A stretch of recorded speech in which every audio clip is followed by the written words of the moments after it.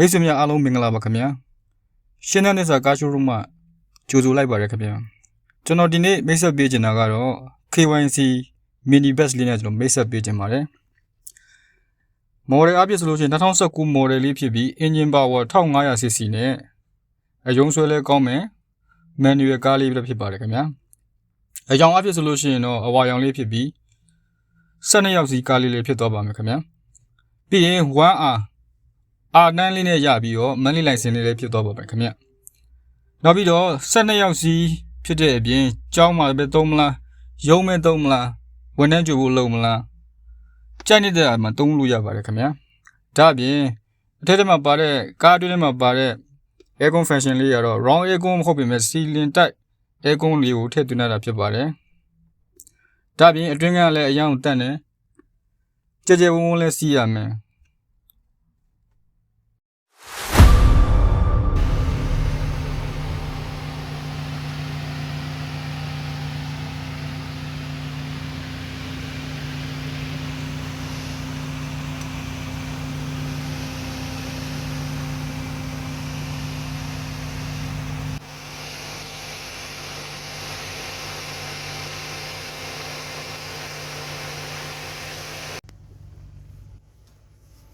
ခုကျွန်တော် KYC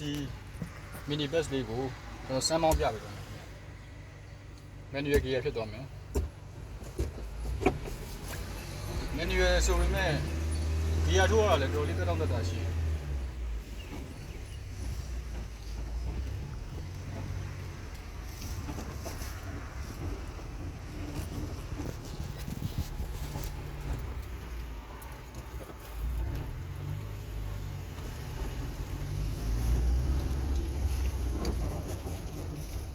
ဒီရင်းကလည်းအရင်ပို့ပါတယ်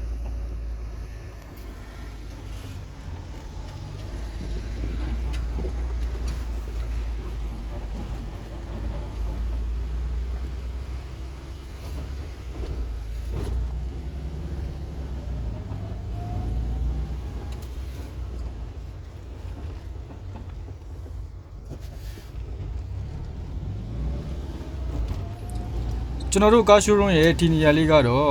ရှင်းတဲ့သစ္စာကားရှိုးရုံးနေပြီးတော့ရာဇဌာနီလက်မကြီးပေးအိတ်ဇလန်လက်ဖိတ်ဆိုင်နဲ့ကက်ရဲ့အောင်တာယာရက်ကွက်ပုပ္ပတီတီမြို့နယ်